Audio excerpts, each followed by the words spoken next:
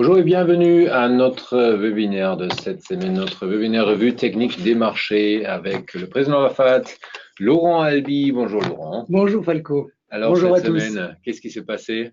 Eh ben, il s'est passé plein de choses, Falco, et notamment le mois d'avril a été particulièrement Ouais. bénéfique aux actions avec une surperformance, une fois n'est pas coutume, très significative du côté de l'Europe. On va regarder ça ensemble. C'est vraiment le fait marquant avec la continuation haussière du pétrole, la chute brutale de l'euro. On va regarder tout ça ensemble. Parfait. Avant qu'on commence cette webinaire, évidemment, je vais vous rappeler évidemment qu'on en a une chaîne YouTube et je vous invite de vous abonner à cette chaîne. Comme ça, vous êtes toujours le premier averti dès qu'il y a un nouveau vidéo qui est là et voilà, qui pourrait vous intéresser. Donc, vous voyez ici, il faut juste aller sur youtube.com, taper dans le moteur, dans le champ de recherche produits de bourse BNP Paribas. Après, vous retrouvez notre chaîne BNP Paribas produits de bourse et un petit bouton rouge s'abonner. Et là, vous pouvez dire que vous pouvez vous abonner et voilà, de faire partie des abonnés qui sont avertis dès qu'il y a quelque chose de nouveau sur notre chaîne. Bon, tout ça, c'est tout pour notre chaîne YouTube. Et maintenant, je donne l'écran à notre cher Laurent pour toutes ces explications d'aujourd'hui. Et c'est parti, Laurent. Qu'est-ce qu'on fait aujourd'hui? Voilà, alors de nouveau bienvenue à ce webinaire organisé par Falco et moi-même. Falco qui représente la BNP Paribas et moi qui représente la FAT. Voilà, votre duo, votre tandem habituel du jeudi soir. Cette fois-ci, c'est un vendredi. Voilà, alors on va regarder ensemble plusieurs classes d'actifs, comme d'habitude. On va faire un tour rapide dans un premier temps sur le S&P et le CAC 40. On va aller du côté de l'Asie puisque c'est Alain qui nous interroge sur le Hang Seng. On va regarder un petit peu quelle configuration technique il présente, cet indice de Hong Kong. Nous allons faire un point sur l'euro-dollar puisque depuis la mi-avril, il a été effectivement très vendu. On va regarder sur quel niveau il est arrivé et s'il y a une possibilité de continuation baissière pour cette paire. Nous allons aller du côté des matières premières et nous allons examiner le Brent qui est toujours dans une tendance haussière, qui pour le moment ne donne pas de signe tangible d'épuisement. Et puis, sur les actions, Étienne nous a interrogé sur Total à court et moyen terme. Donc, on va regarder ensemble ce que fait l'action. Et puis, il y a également Alten qui nous a été demandé par Alain. On va regarder à moyen terme ce que fait le titre. Et puis, Tencent aux États-Unis. Tencent, qui est un titre au départ chinois, qui s'échange également. Donc, je crois que c'est sur les Nasdaq. On va regarder ce qu'il fait. Voilà, donc ce webinaire du vendredi 4 mai, c'est parti. On commence tout de suite avec une petite synthèse de ce qui s'est passé donc, au mois d'avril sur les différents indices mondiaux. Vous avez donc par ordre décroissant, c'est-à-dire en partant de la gauche, l'indice le plus performant entre le 28 mars et le 2 mai, c'est-à-dire à la clôture d'hier soir, eh bien c'est le CAC qui caracole en tête avec 7,77% de performance, suivi par le DAX à 7,22%, le Nikkei à 6,85%, le Nifty indien à 5,98%. Et puis vous voyez, on a vraiment 4 indices qui sont très très forts. Et puis tout de suite derrière, on voit que l'écart est très important puisqu'on passe donc du Nifty à quasiment 6, au Nasdaq 100 à 3% de performance. Le Hang Seng est à 2,34. Le S&P est à plus 1,18% de performance. Le Bovespa brésilien est à plus 0,8. Et puis, j'ai mis un indice des marchés émergents qui est à moins 0,97 et le Shanghai Composite qui est à moins 1,32. Donc, on voit très, très nettement cette sous-performance de ces 3 indices pays émergents, Bovespa, Shanghai et puis l'indice composite, on voit bien que ces indices, et d'ailleurs d'une certaine manière également le S&P, donc que ces 4 indices ont souffert particulièrement de la hausse du dollar et de la hausse des taux d'intérêt, puisque le mois d'avril a été marqué par le franchissement, le dépassement de ce niveau sur le rendement du 10 ans américain du seuil des 3%. Autrement dit, on voit bien que ça a été un facteur préjudiciable pour les indices américains et les indices émergents, et qu'au contraire, cette baisse de l'euro, elle a été bénéfique de ce côté-ci de l'Atlantique. Alors, regardez, ça c'est un chart que j'ai voulu vous mettre qui représente en rouge le SP500 et en bleu marine le CAC 40. On voit que depuis le début de l'année, les deux indices sont assez bien corrélés avec une surperformance toujours notable de la part du S&P, puisque quand il monte plus haut, quand il baisse moins bas. Et vous voyez, on voit bien donc cette symétrie dans le mouvement jusqu'à ce moment du 18 avril. Qu'est-ce qui s'est passé le 18 avril? Là, on voit effectivement un CAC 40 qui s'envole et qui continue en fait la dynamique dans laquelle il avait commencé à progresser depuis le 26 mars.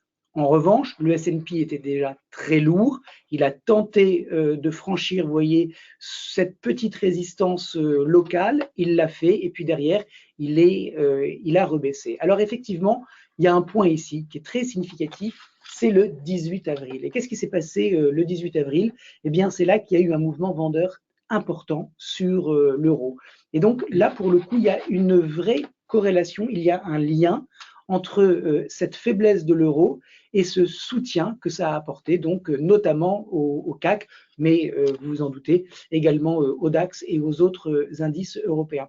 Pourquoi c'est intéressant? Parce que si effectivement l'euro continue d'être faible, ça ne veut pas dire que on va avoir un CAC qui va forcément monter et un S&P qui va forcément baisser.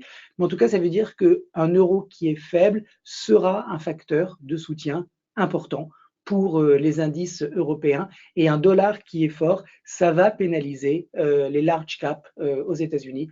Donc, affaire à suivre.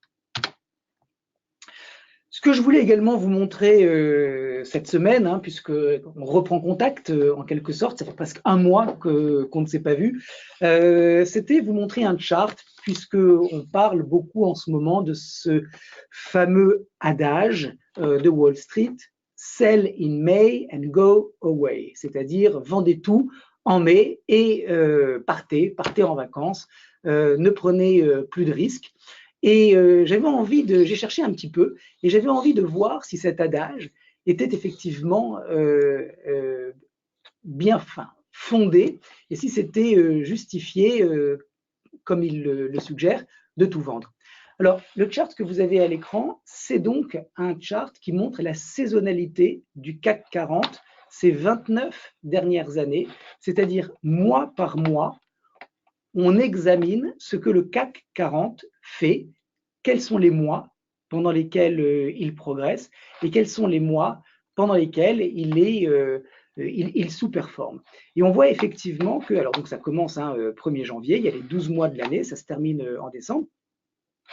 Et on voit bien que pour le CAC, à partir du début du mois de mai, effectivement, alors même si le mois de mai n'est pas si dramatique que ça, puisque regardez, il commence ici et il termine ici. Donc on ne peut pas dire que ce soit extrêmement important comme volatilité. Il n'empêche que on voit bien que la progression de l'hiver et du printemps s'interrompt et que finalement, en mai, en juin, en juillet, en août, en septembre, c'est pas très intéressant d'être exposé sur les actions françaises. Alors attention, ce que vous voyez à l'écran, c'est une série statistique. Ça ne veut surtout pas dire que toutes les années, ça se passe de cette façon. Mais si on doit tirer a priori des enseignements sur ce que font les investisseurs mois par mois sur le CAC 40. Et puis, bien évidemment, ce n'est pas les investisseurs français, hein, c'est les investisseurs internationaux, puisque les actionnaires du CAC 40 ne sont pas tous français. Eh bien, on voit qu'effectivement, ce sell in May and go away, il est pertinent sur le CAC 40, puisque la performance n'est pas très probante. J'ai poussé la recherche pour aller voir ce qui se passait du côté des États-Unis. Et là, vous voyez, c'est moins fort, c'est moins prégnant, puisque le mois de mai, il est ici. Alors, on voit que ça continue de progresser aux États-Unis jusqu'en juillet. Et puis, c'est surtout à partir d'août que les choses se tarissent et que le momentum se tarit et qu'on voit une espèce de formation de rounding top. Ce qui est intéressant, c'est que finalement, quand on regarde la performance du S&P au début du mois de mai et qu'on voit à quel niveau il est à la fin du mois de septembre, on voit que le S&P est quasiment sur des niveaux équivalents. Ça veut dire que si effectivement il n'y a pas la même sous-performance sur l'indice élargi américain que le CAC 40, malgré tout, on comprend que ce n'est pas très intéressant de détenir des actions pendant cette période. Pourquoi? Eh bien parce que vous exposez votre argent au risque du marché sans pour autant qu'il y ait un retour sur investissement qui soit intéressant. Alors encore une fois, c'est l'indice. Pendant cette période, il y a des actions qui ont des parcours tout à fait intéressants. Voilà, donc c'était juste pour vous donner une image générale, synthétique de ce qui se passe sur les marchés. Et on voit qu'effectivement, pendant ces mois de printemps et d'été, eh bien, les marchés actions ne bénéficient pas d'un gros appétit de la part des investisseurs. J'en ai terminé avec cette petite introduction. S'il n'y a pas de questions, eh bien, on va enchaîner directement sur le S&P. Il n'y a qu'un commentaire de Philippe qui nous dit « Bonsoir, c'est rare le webinaire le vendredi ». Effectivement. C'est rare et c'est exceptionnel. C'est exceptionnel. Nous n'avons pas l'intention, a priori, de le faire le vendredi soir. D'ailleurs, pour info, la semaine prochaine, ça sera le mercredi. Le 9. Exactement. Comme il y a maintenant le mois de mai, il y a toujours des fériés, en fait, donc surtout la semaine prochaine. Donc la semaine prochaine, c'est le 9, vous allez recevoir lundi les invitations. Voilà. Alors, donc, on continue avec le S&P. Le S&P en bougie quotidienne. Alors, ce que je voulais vous montrer sur ce chart, c'est que il y a une pression baissière évidente hein, sur l'indice américain. J'ai tracé ce segment rouge simplement pour vous montrer que depuis ce point haut de janvier, eh bien, les deux réactions suivantes sont de plus en plus basses, puisque celle-ci, vous voyez, est très nettement inférieure à celle de janvier, c'est la réaction du mois de mars. Et puis, malheureusement pour les boules, la réaction du mois d'avril s'est inscrite dans cette dépréciation des cours, puisque là encore, vous le voyez, le S&P s'est arrêté un petit peu en dessous de 2720. On a donc une pression qui s'exerce. Et en revanche, quand on regarde du côté des supports, on voit qu'on a toujours un soutien du marché sur cette zone entre 2580 et 2600 points. Cette zone a été testée une première fois au mois de février. Le rebond a été très important. On est revenu sur ce niveau et il y a eu un gros travail qui a été effectué à la fin du mois de mars, début du mois d'avril. Regardez toutes ces bougies qui s'enchevêtrent, qui se chevauchent, qui montrent qu'effectivement, c'est une congestion, c'est une consolidation. Le marché travaille ce niveau pour voir si effectivement les acheteurs sont vraiment au rendez-vous pour venir soutenir les cours, d'autant plus que c'est le point de passage d'une moyenne mobile à 200 périodes et que par ailleurs, depuis le dernier rallye haussier de moyen terme qui avait débuté à l'été dernier, eh bien, nous sommes sur un 62% de retracement. Donc le 62%, il a été testé une première fois, testé une deuxième fois, et puis là, on voit que nous sommes actuellement en phase de test, la troisième, ou plutôt le troisième. Ce test est important parce que, en général, nous assistons à 3 tests d'un support et d'une résistance, et c'est à ce moment-là que ça casse si ça doit casser, ou ça franchit si effectivement il y a suffisamment d'intérêt acheteur pour faire que la résistance soit dépassée. Donc, soit effectivement, on va avoir des acheteurs qui vont venir soutenir les cours sur ce niveau, entre 2580 et 2600, soit, si ce n'est pas le cas, on va descendre plus bas, et je vais vous montrer dans un instant jusqu'où on pourrait aller. Le contexte technique sur le S&P, il est préoccupant parce qu'on a justement donc ces creux qui sont plus bas les uns que les autres. On voit cette moyenne mobile à 50 périodes qui s'est retournée à la baisse et qui a été marginalement dépassée, mais qui joue maintenant le rôle de résistance. Autrement dit, la situation est vraiment, comment dirais-je, incertaine.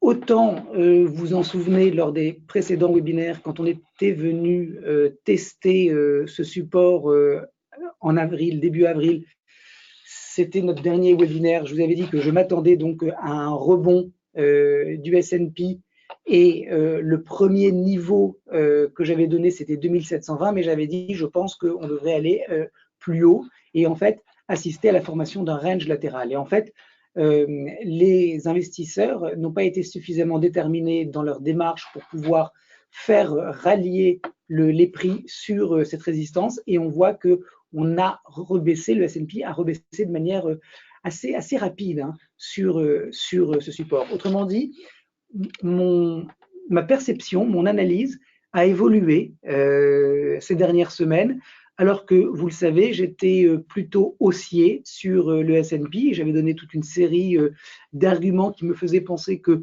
y avait encore de l'intérêt acheteur qui devait se manifester sur le marché. Et bien là, je suis obligé de constater qu'il ne faut pas s'arc-bouter, s'enfermer dans un avis positif, parce qu'on voit bien sur le chart qu'il y a une pression vendeuse maintenant qui est manifeste. Alors, il ne faut pas il faut pas vendre la peau de l'ours avant de l'avoir tué. Autrement dit, il va falloir attendre la cassure de ce support pour effectivement valider le retournement de tendance, parce que attention, c'est pas n'importe quoi ce qui se passe. Si le S&P casse 2580, ça veut dire qu'on a inversé le mouvement directionnel précédent et que maintenant on sera en présence d'un indice qui fera des plus hauts et des creux et des sommets descendants. Autrement dit, un changement potentiel, un retournement potentiel de tendance. Donc c'est assez important ce qui est en train de se passer sur le S&P. On va voir si effectivement les prix clôturent sous cette moyenne mobile à 200 périodes. Regardez, la première fois, les prix étaient très nettement au-dessus. La deuxième fois, eh bien, ils sont dessus. Et maintenant, si on retourne sur le support, ils seront au-dessous. Donc, ce sont des petits signaux qui montrent une dégradation graduelle donc, du chart. J'ai mis une ellipse rouge sur le RSI parce que lui aussi, c'est un RSI de marché baissier. C'est-à-dire que quand vous avez un RSI qui va dans une zone de survente et que lorsqu'il fait un rallye, n'arrive pas à dépasser la borne des 60, eh bien, ça veut dire qu'on n'est plus du tout dans un marché haussier. Regardez ce RSI comme il est fort ici. Il est toujours entre 50 et 80 pendant cette période. Et là, regardez, il a changé de moitié, puisque maintenant, il est entre 20 et 50. On remarque très nettement la différence entre cette séquence-ci et cette séquence-là. Autrement dit, on est maintenant sur un RSI qui donne des indications de faiblesse et il faudrait effectivement retourner au-dessus de 60 pour avoir des premiers signes avant-coureurs d'une reprise haussière. En tout cas, ce qu'il faut retenir, c'est que le premier signal haussier serait sur le franchissement de cette oblique baissière, la validation d'une reprise de la hausse ou en tout cas d'un maintien à l'intérieur d'un range serait au-dessus de cette résistance à 2720. Le niveau clé à la hausse qu'il faut surveiller maintenant sur le S&P, c'est 2720. Tant qu'on est au-dessous, on consolide. Si on passe au-dessus, alors ça veut dire que le marché va rallier 2780 et qu'on pourra peut-être aller plus haut. À la baisse, c'est 2580 qui doit être surveillé. En cas de rupture, on pourrait aller plus bas. Alors, où est-ce que le S&P pourrait aller si ces 2580 étaient effectivement donc enfoncés? La prochaine zone importante, c'est entre 2400 et 2450. Alors, pourquoi c'est une zone importante? Eh bien, une zone importante, ça veut dire que si on casse 2580, les acheteurs ne seront plus intéressés d'acheter sur ces niveaux-là, mais voudront bénéficier d'un prix plus intéressant. Et là où il pourrait y avoir à nouveau des intérêts acheteurs qui se regroupent pour venir soutenir le marché, c'est sur cette petite polarité. Regardez, on a ici une résistance à 2400 points qui est devenue ensuite support. Ça s'est passé, ce n'est que sur ce point-là que ça s'est passé. Autrement dit, on est entre 2400 et 2450 sur un niveau important du point de vue de la structure. Je n'ai pas mis les ratios de Fibo parce que je ne voulais pas trop surcharger le chart, mais en substance, ce que vous devez retenir, c'est que cette dernière impulsion haussière de long terme, puisqu'elle a démarré début 2016, ici, donc début 2016, 1850, début 2018, 2850, un petit peu au-dessus, eh bien, le 38%, il passe légèrement au-dessous de 2400. Donc, il y a toute cette zone entre 2450 et 2400 qui devrait être a priori défendue par les acheteurs si, bien évidemment, le consensus de long terme, c'est-à-dire depuis 24 mois, reste à l'achat. Donc, il y a Marc Antienne qui pose la question objectif 2520 et Roger dit 2387. Alors, objectif 2520, moi j'ai un gros niveau à 2580, Marc Étienne. Alors après, il y a des niveaux intermédiaires, donc c'est tout à fait possible que ça s'arrête à 2520. Alors, il y a effectivement cette petite résistance ici qui n'a jamais été support, mais qui pourrait le devenir avec, par le truchement du principe de changement de polarité. Il peut y avoir une réaction sur 2520, mais pour moi, le gros niveau qui va attirer les opérateurs de moyen terme pour revenir sur le S&P après la correction actuelle, c'est plutôt autour de 2400-2450 points. Donc, c'est un petit peu au-dessous, Marc-Étienne, du niveau que vous indiquez. Roger nous dit 2387. Oui, alors, vous me connaissez un petit peu maintenant. On ne peut pas savoir à l'avance si ça va s'arrêter sur 2387, 2390 ou 2393. C'est quasiment impossible de le savoir. Moi, je préfère nettement raisonner en zone. Et pour moi, la zone vraiment importante, c'est ce sommet ici de mars 2017 qui, une fois qu'il a été dépassé, est devenu un support. C'est une polarité importante, d'autant plus que le marché a ensuite fait un plus haut et qu'il est revenu tester ce niveau un petit peu au-dessus de 2400 points et que les appétits, les acheteurs ont été suffisamment impatients de rentrer sur le marché pour ne pas laisser le S&P retourner sur 2400. On voit qu'il s'est arrêté avant et puis il est reparti. Donc, en synthèse, pour conclure sur le S&P, 2580, c'est le gros niveau de court terme sur lequel le S&P s'est déjà échoué depuis ce début d'année, niveau qui a chaque fois été défendu et qui pourrait tout à fait l'être à nouveau. Si en revanche, on voit que les acheteurs ne sont plus, plutôt sont aux abonnés absents, alors c'est plutôt vers cette zone 2450-2400 que le marché pourrait évoluer à la baisse. Voilà, j'en ai terminé avec le S&P. Donc, on va passer maintenant au CAC 40 qui, vous le voyez, est dans une configuration différente puisque la dernière fois qu'on s'est vu, il y a un mois, je vous disais que je m'attendais à un retour des prix sur 5550 et que effectivement le CAC continue d'évoluer à l'intérieur de ce range. Alors, on n'a pas franchi la résistance. La question que tout le monde se pose actuellement, c'est le CAC peut-il dépasser sa résistance et continuer de progresser sans l'accompagnement des indices américains?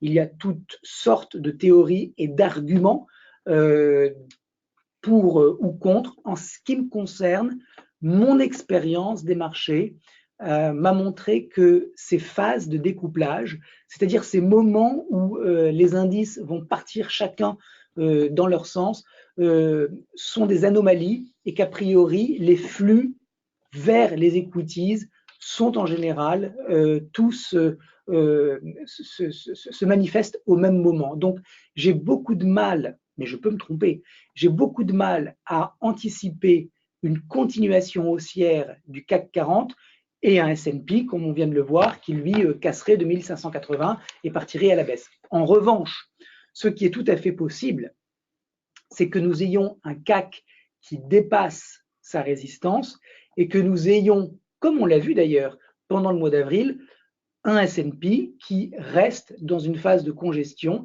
avec un équilibre entre le rapport de force acheteur et vendeur tel que finalement aucun des deux camps n'arrive à prendre l'ascendant et on pourrait tout à fait avoir des indices aux États-Unis qui restent flat et en revanche en Europe avoir une surperformance avec des indices qui continuent de progresser. Alors, je ne m'attends pas non plus à une très forte progression des indices européens sans les indices américains. Ce sont des phénomènes qui peuvent arriver. On a bien vu en avril que ça a été très significatif entre le CAC et le S&P, mais je ne m'attends pas à retrouver ce pattern à moyen terme, en tout cas entre les equities aux États-Unis et en Europe.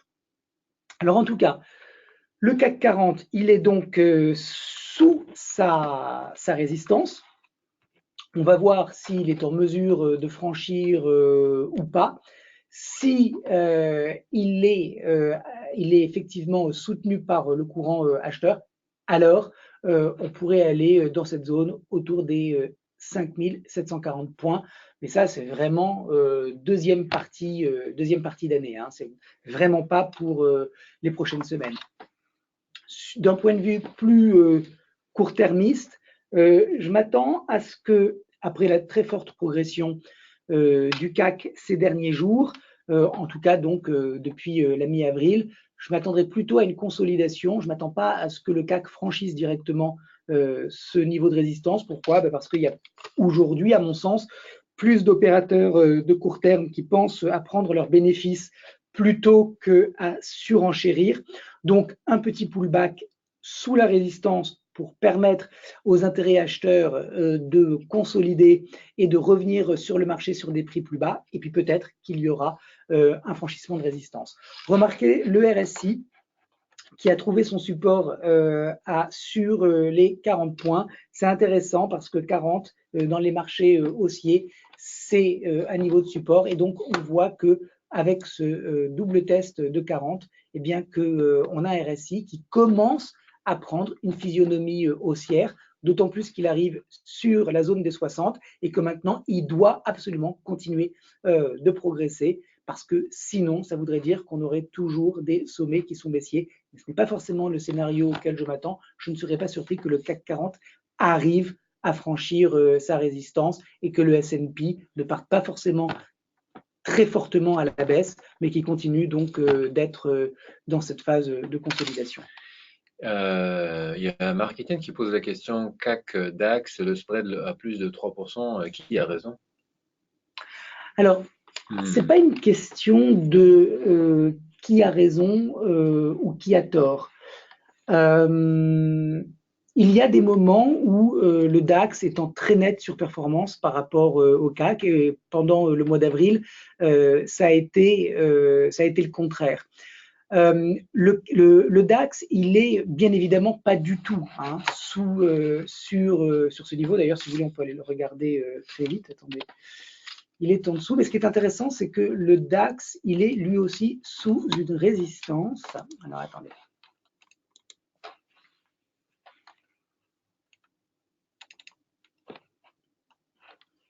voyez, regardez où il est le DAX. Il est en retard puisqu'il est… Attendez, je vais peut-être enlever ça pour ne pas vous compliquer la vie. Voyez, il est sur, ou plutôt sous la zone de polarité. Je vous remets le CAC 40. Voyez, le CAC 40, il est sur le sommet. Si le CAC 40 était au niveau du DAX, il serait à 5300 points. Alors, qui a raison, qui a tort, Marc-Étienne? Je ne sais pas. Ce que je peux dire, c'est que les deux indices sont sous des niveaux de résistance. Alors, attendez, je vais peut-être enlever ça. Est-ce que je peux enlever ça? Voilà, donc, vous voyez, voilà, donc on est sous un niveau de résistance et par conséquent, il peut y avoir un pullback à la fois sur le DAX et sur le CAC. Dans un cas, le DAX, ça serait pullback avant de franchir ce niveau de polarité pour rejoindre 13 500 points. Et puis sur le CAC, ça serait pullback pour ensuite monter plus haut. Le CAC a bien évidemment pris de l'avance sur le DAX et c'est quelque chose qui peut tout à fait perdurer et peut-être s'amenuiser doucement. À court terme, sur le CAC, donc on rentre dans cette zone de résistance entre 5480 et 5540. Pour le moment, il y a une consolidation. Vous voyez cette flèche, elle montre que je m'attendais plutôt, je m'attends toujours, à une correction un petit peu plus profonde, sans que ça aille chercher très loin. En tout cas, ce mouvement haussier immédiat, tant qu'il reste valide, il reste d'actualité, tant que les cours restent au-dessus de 5388. Pourquoi? Parce que 5388, c'est le dernier pivot, c'est-à-dire c'est la dernière respiration de marché dans la hausse, c'est le dernier creux qui précède le dernier sommet. Autrement dit, on pourrait tout à fait assister à une consolidation entre 5540 et 5388 dans cet espace ici. Consolidation latérale qui permettra donc aux intérêts acheteurs de se recharger avant le franchissement de la résistance à 5537, 5540. Si le CAC franchit ce niveau, les prochains objectifs, c'est 5604, 5680 et 5740. Je répète, 5604, c'est une extension de Fibo, 5680 et puis après 5740 à échéance plus lointaine. En tout cas, avant de terminer sur le CAC 40, on a une moyenne mobile, donc 200 périodes, ce n'est pas une 45, c'est une 50.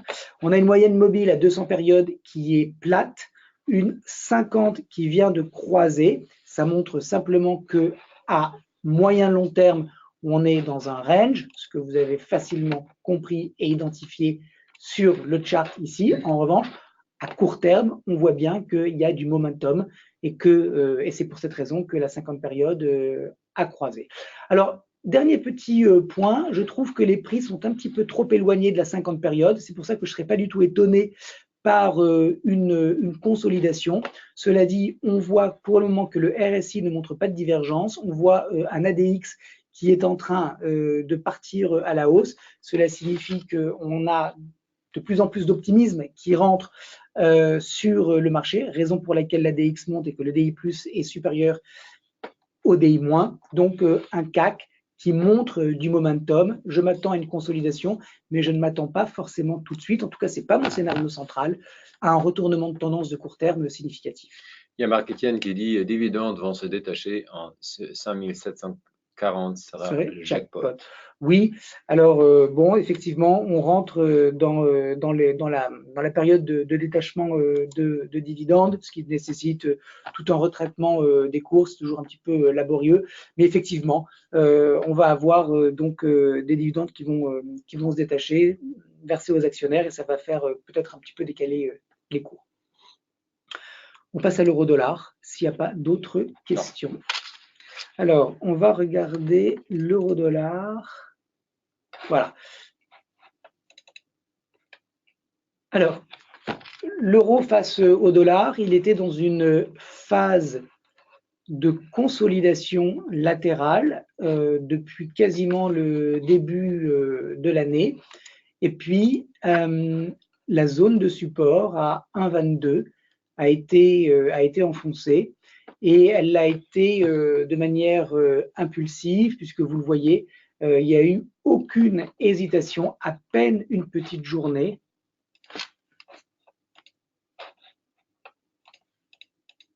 Voilà, la petite journée qui valide l'existence de ce support, elle date du 24 avril et puis derrière, on a continué de filer.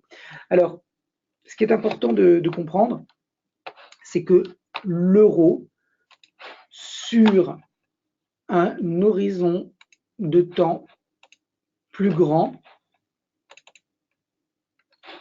est toujours dans une tendance haussière, puisque vous avez des creux qui sont pour le moment tous ascendants et des sommets qui le sont également. Donc la tendance démarrée début 2017, tendance haussière sur l'euro-dollar, est toujours haussière. Nous sommes actuellement en train de constater la formation d'une correction intermédiaire, puisque vous le savez, les tendances sont faites d'impulsion et de correction, intermédiaire, qui dans les tendances haussières, par définition, sont toujours plus petites que les impulsions qui les précèdent.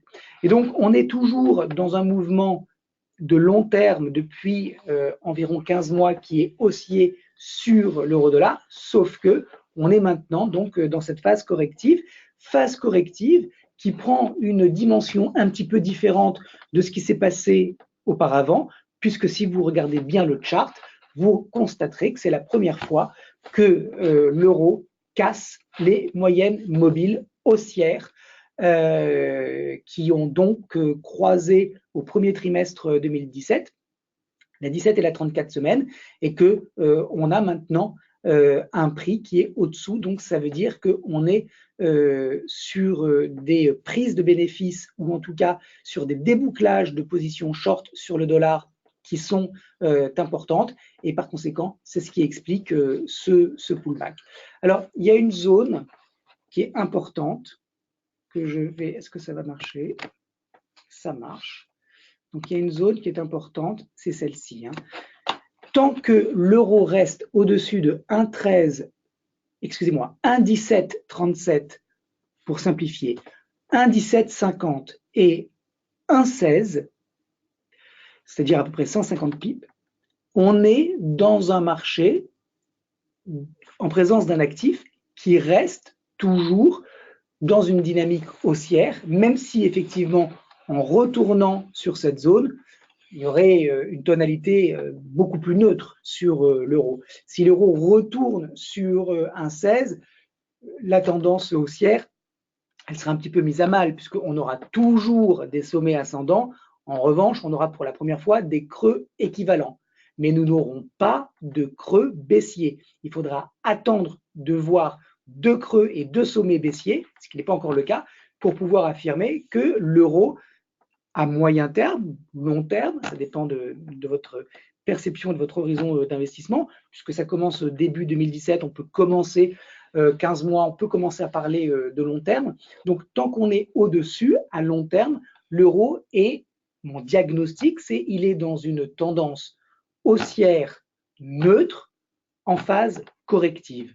Si effectivement, on casse ce niveau 1,16 et qu'on fait de surcroît des creux et des sommets qui sont baissiers, alors on aura un retournement de tendance. Et puis attention, regardez, si on se met en ligne de clôture, eh bien on peut avoir une espèce de premier sommet qui serait l'épaule gauche, le deuxième sommet qui serait la tête, et puis si derrière on a un troisième sommet plus bas, on pourrait avoir une épaule droite et ça pourrait être finalement une figure de renversement qui renverserait quoi? Eh bien le rallye démarré début 2017.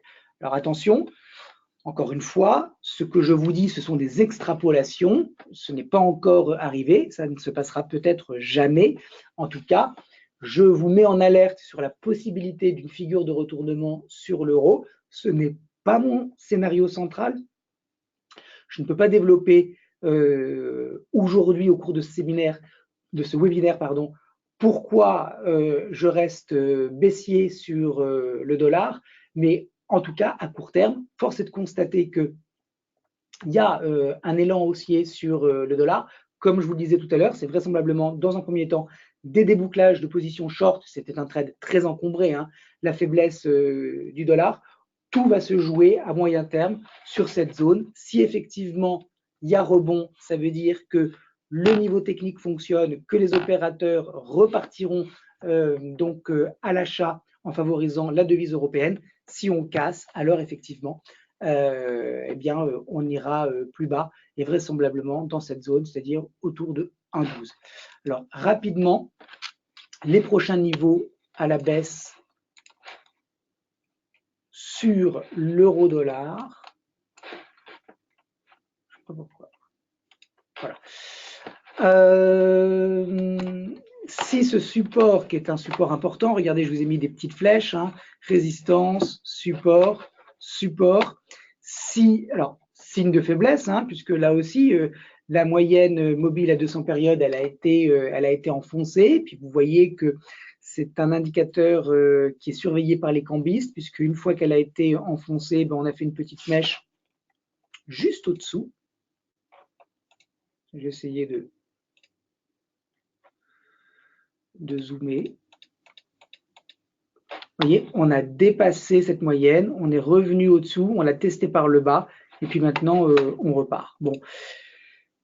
Il ne faut absolument pas exclure une continuation baissière de l'euro. Si elle avait lieu, vous faites le lien avec ce que je vous ai dit tout à l'heure sur le CAC. Il pourrait donc y avoir une consolidation ou une continuation haussière du CAC favorisée par cette faiblesse de l'euro. Si l'euro casse 1,1945, le prochain niveau de support, il est ici, c'est celui de décembre 2017 à 1,1728. Et puis, si ça casse, alors on retournera sur 1,1560. Vous voyez, c'est ce niveau qui ne doit pas être enfoncé à moyen terme, sous peine de retourner tout le mouvement qui précède. Il y a Patrick qui nous dit en fait que voilà, selon lui, tout ce mouvement de l'euro-dollar, en fait, il se dépend surtout aussi de la relation européenne-américaine et les taxes qui viennent ou pas, et tout ça en fait. C'est son avis plutôt économique, et nous on est plutôt dans l'analyse technique, donc oui. C'est ça, non? Ce que tu reprendrais, hein, oui, absolument. Oui, absolument. De toutes les façons, non, mais effectivement, vous avez raison, il y a beaucoup d'éléments hein, qui font que le dollar réagit. Bon, enfin, ce qui est quand même intéressant, c'est que, à moins de faire une erreur, à moins de me tromper, il ne s'est rien passé mi-avril pour que le dollar décolle comme ça. Donc, il y a eu à un moment un mouvement qui s'est enclenché sur le dollar. Toute la question est de savoir, est-ce que c'est un mouvement de très court terme et le dollar va reprendre sa trajectoire baissière, ou est-ce que le dollar va repartir à la hausse? Je pense qu'il n'y a pas de fondamentaux pour le moment qui justifient que le dollar reparte à la hausse. Mais bon, on verra bien. Pour le moment, en tout cas, on surveille les niveaux. Et encore une fois, c'est surtout 1,16 qui ne doit pas être enfoncé, parce que là, pour le coup, ça montrerait qu'il y a beaucoup plus de force que prévu. Mais alors vraiment, ce n'est pas du tout mon scénario actuel de voir un retour durable du dollar. On continue. Parfait. Avec le Brent. Oui, alors effectivement, il y a Roger qui dit excès de short. Exactement. Moi, je pense que c'est ça. Je pense qu'il y a eu des débouclages en cascade qui se sont faits. Alors, il y a eu effectivement une petite tension avec le franchissement des 3% sur le 10 ans US. C'est peut-être à cette occasion qu'il y a eu des débouclages, mais bon, à mon avis, ça reste un épiphénomène. Qu'est-ce qu'on a comme prochaine Alors, on va regarder rapidement le Brent en ouais. daily, bon, simplement parce qu'on nous a posé la question. Bon, le Brent, malgré la force du dollar, le Brent, lui, ne faiblit pas. On reste dans une dynamique haussière de moyen et de court terme. Nous sommes toujours en présence d'une séquence directionnelle haussière, alternance de creux et de sommets qui sont ascendants. Les niveaux à surveiller pour que cette dynamique persiste, c'est cette polarité à 71 $. Vous avez à l'écran le Brent, hein, ce n'est pas le WTI. Polarité, puisque c'est le sommet de janvier qui, une fois franchi, a servi de soutien. Et tant qu'on reste au-dessus de ce niveau à 71 $, la dynamique reste intacte sur le Brent. Le prochain objectif sur cet actif, c'est les 77 $ le baril. En revanche, si on casse 71, alors on aura un mouvement de court terme qui ne sera plus haussier, il sera neutre. Donc, le niveau à surveiller à la baisse, c'est le support à 71. Tant que le Brent reste au-dessus, la dynamique haussière reste intacte. Dans ce cas, le prochain objectif, il est évidemment haussier et c'est 77 $. On va enclencher directement avec Total, puisque c'est Étienne qui nous pose la question. Ouf, attendez, je me suis trompé. Voilà. Total, qui n'a rien fait pendant l'année 2017, range entre 49 € et 42. Et puis, bien évidemment, la hausse du prix du baril bénéficie à l'entreprise qui est donc productrice de pétrole et donc des prix plus hauts, ben, c'est évidemment de meilleures marges. Enfin, c'est une amélioration de leurs affaires et on regarde avec évidemment beaucoup d'attention le breakout qui a eu lieu la semaine du 16 avril. Très très beau breakout. Alors pourquoi c'est un beau breakout? Pourquoi il y a des beaux breakouts et des breakouts qui sont moches? Quand vous avez, je vais zoomer un petit peu, quand vous avez un marché qui est capé par une résistance et qu'il arrive sur cette résistance, qu'il hésite et que le franchissement se fait sur le début de la bougie, c'est beaucoup plus intéressant, c'est beaucoup plus fort que si vous avez effectivement une résistance avec une bougie qui vient sur la résistance, qui dépasse la résistance marginalement et qui clôture juste au-dessus de la résistance. Parce que là, on se dit, bah, le mouvement, en fait, il a dépassé la résistance et puis il s'arrête. Là, on a une bougie qui débute, qui démarre le breakout juste sur le premier quart de son corps. Autrement dit, regardez tout ce qu'il y a derrière. Puis d'ailleurs, le marché ne s'y est pas trompé. La semaine suivante, ça a continué de payer. Et puis cette semaine, sur un rythme un petit peu moins important, mais ça continue. Autrement dit, très beau break sur Total. Le prochain objectif, eh bien, c'est cette zone entre 53,09, on va dire 53 € et 54 €. S'il y en a parmi vous, peut-être que c'est le cas d'Étienne, qui a payé Total avant le franchissement de la résistance, ça serait génial, ou sur le franchissement avec un stop achat. Alors, un stop achat, c'est quand vous mettez un ordre en carnet au-dessus des prix actuels. Et si effectivement il y a le franchissement de la résistance, ça vient taper votre prix et vous rentrez sur le marché. En tout cas, s'il y en a qui, comme Étienne peut-être, sont sur Total, eh bien, c'est bien joué. Les prochains objectifs, vous voyez qu'on n'y est pas encore, on est à 52,27. Ça peut continuer de filer à moyen terme sur 53 et 54. Alors, Total à court terme. Alors, c'est compliqué, Total à court terme, parce que le premier niveau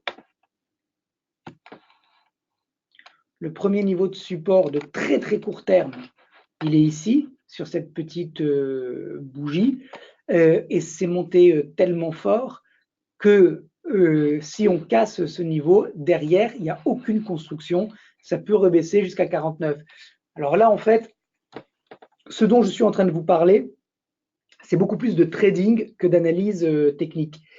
Si un opérateur était un opérateur de très court terme était acheteur de Total et qui se posait la question de savoir où mettre son stop loss pour ne pas rendre tous les gains qu'il a gagnés, eh bien, je lui dirais de le mettre sous cette bougie parce qu'effectivement, c'est le premier pullback. Donc, soit effectivement, il y a beaucoup de momentum et c'est le cas d'ailleurs, et ça continue de filer, soit effectivement, on casse le support et là, ça veut dire pas forcément que ça va baisser, mais que ça peut consolider avant de baisser, qu'en tout cas, il vaut mieux peut-être a priori sortir, prendre, loquer ses gains et puis revenir plus tard.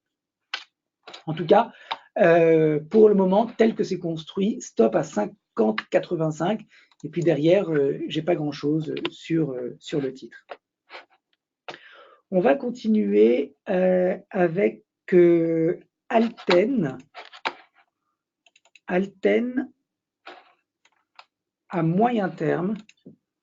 Bon, alors là, on est effectivement sur un parcours boursier Falco absolument magnifique. C'est beau. Hein. Ah oui, c'est vraiment pour tous ceux qui ont été des investisseurs du titre, eh bien, ça a été une très belle histoire entre 2015 et 2017. On voit que l'année dernière, on a assisté à une consolidation. Il y a eu la formation d'un biseau descendant. Ce sont des figures de continuation haussière. On en est sorti très brutalement par le haut, donc c'est super. Le biseau est validé. On s'est arrêté pendant le premier trimestre. Et puis là, on est en train d'assister au redémarrage d'Alten avec deux très belles bougies, de très belles factures. Hein. Je vais zoomer un petit peu. Ah, non, c'est pas ce que je voulais faire, c'était plutôt ça. Bon, voilà, je ne vais pas faire trop de manipulation pour ne pas perdre trop de temps. Mais vous voyez, hein, donc, on a eu ce tassement, hein, cette compression des prix. À noter que la moyenne mobile à 17 périodes a parfaitement joué son rôle de support dynamique dans l'impulsion. Regardez comme le cours n'a jamais clôturé au-dessous. Et puis, on repart à la hausse sur Alten pour les prochaines semaines. Alors, les prochaines semaines, les prochains mois, on ne va pas donner de timing. Disons que pour 2018, 86,15, mais là, ça devrait, si le momentum reste le même, ça devrait être atteint relativement rapidement. Et puis après, je me fixerai donc 89 € comme objectif sur le cours. Il y a Pierre qui pose la question, on met un stop sous 68? Alors, ça dépend, Pierre, parce que si vous êtes un investisseur de moyen long terme, si vous nous dites, Falco, Laurent, moi j'ai payé Alten sur 35 €, je l'ai pris tout en bas et j'ai pris toute la hausse. Alors je vous dis effectivement, c'est une valeur de fonds de portefeuille. Techniquement, le vrai niveau qui invalide cette dynamique, c'est 68. Maintenant, moi, je sais pas, je suis toujours un petit peu, quand on fait du trading, le but c'est de gagner des sous.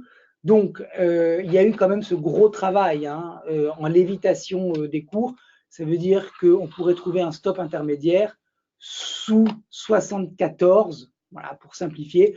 Si la dynamique à laquelle on est en train d'assister, c'est-à-dire ce redémarrage haussier, il est effectivement valide et qu'il est bien réel, on ne doit plus retourner sous cette congestion. Hein. Qu'est-ce qui pose la question? C'est Pierre. Ouais. Donc Pierre, moi je ne laisserai pas mon stop tout en bas à 68, même si c'est le stop théorique, technique. Mais c'est toute la différence entre l'analyste technique et le trader. L'analyste technique, il est froid, il dit je suis désolé, le dernier sommet il est là, moi je mets mon stop, le dernier pivot, le dernier creux qui précède le dernier sommet, il est ici, donc je me mets en ligne de clôture, et puis vous le voyez bien, on a ce dernier creux ici. Moi, je considère qu'on peut monter le stop là-dessous, on a consolidé, donc maintenant qu'on fait un nouveau sommet, on monte le stop sur sous 74, et même techniquement, quand on se met en ligne de clôture, c'est pas choquant.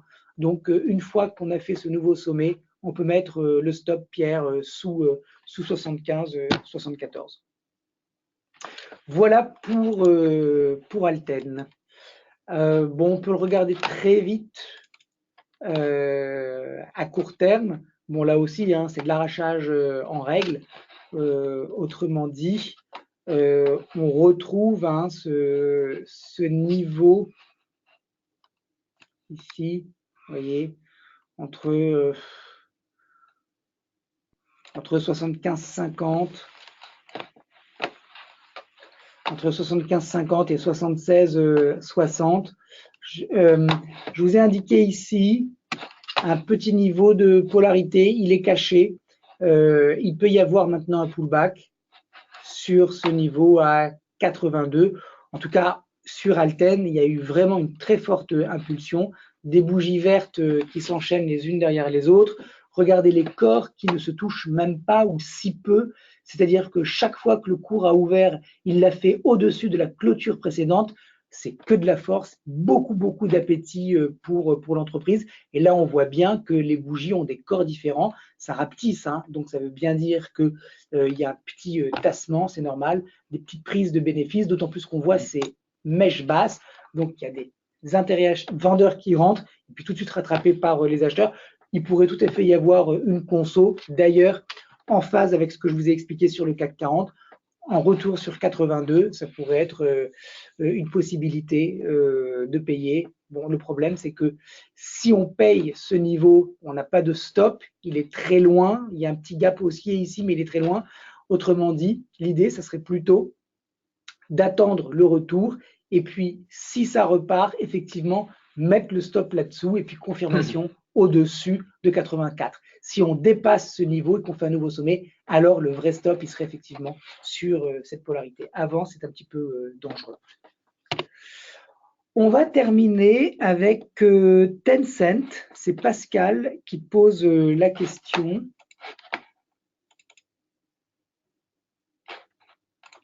Bon, alors, Tencent, c'est une entreprise chinoise, c'est un mastodonte de la technologie en Chine. Alors, je ne sais plus exactement tout ce qu'ils font, mais ils sont dans la téléphonie mobile, dans les infrastructures, dans les jeux en ligne également. C'est un conglomérat extrêmement puissant, avec une capitalisation très importante, qui est donc maintenant coté.